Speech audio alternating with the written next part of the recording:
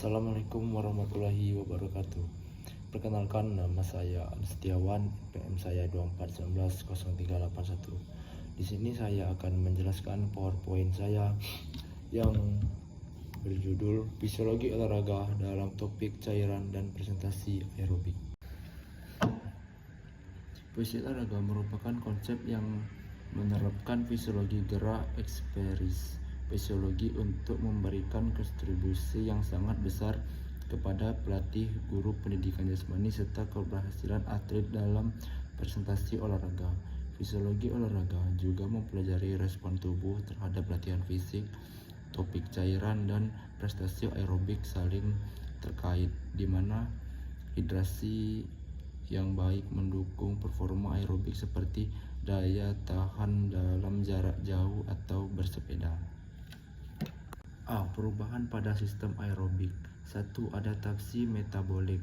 Mendiskusi perubahan intraseluler yang dapat meningkatkan kapasitas otot untuk meningkatkan ATP secara aerobik. Adaptasi ini memungkinkan orang yang terlatih dapat mempertahankan kapasitas aerobik yang tinggi ketika berolahraga dalam waktu yang lama tanpa terjadinya penumpukan laktat darah. 2. Katabolisme lemak. Meningkatkan kemampuan tubuh dalam oksidasi asam lemak, khususnya pada yang disampaikan dalam otot yang aktif selama latihan dengan intensitas submaksimal, juga meningkatkan jumlah enzim yang berfungsi pada metabolisasi lemak dari jaringan adiposa dan peningkatan enzim metabolisme lemak dalam serat otot. 3.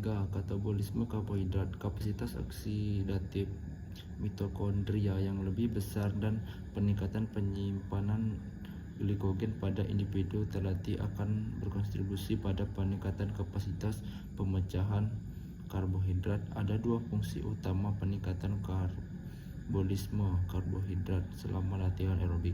1. Menyediakan transfer energi aerobik yang jauh lebih cepat daripada energi dari pemecahan lemak. 2. Membebaskan energi sekitar 6% lebih banyak daripada lemak per kuantitas konsumsi oksigen. 4. Adaptasi kardiovaskular. Menghasilkan adaptasi pada berbagai dimensi fungsional kardiovaskular karena adanya hubungan yang sangat erat antara sistem kardiovaskular dengan proses aerobik. B. Faktor-faktor mempengaruhi respons latihan aerobik. 2. Respon utama tubuh terhadap latihan aerobik. 1. Meningkatkan kapasitas sirkulasi sentral dalam transport oksigen. 2. Meningkatkan kapasitas otot aktif dalam mengonsumsi oksigen. Faktor-faktor yang mempengaruhi hasil dari latihan aerobik. 1. Tingkat kebugaran kardiorespirasi.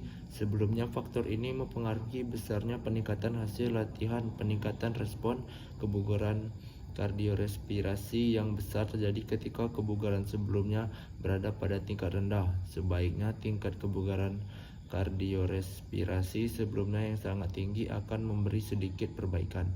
Yang kedua, durasi latihan. Untuk meningkatkan kebugaran kardiorespirasi, latihan dengan intensitas sedang harus dilakukan setidaknya 30 menit setiap sesi. Sebaiknya atlet daya tahan kompetitif harus melakukan latihan beberapa jam setiap sesi latihan guna untuk meningkatkan kapasitas fungsi sistem aerobik.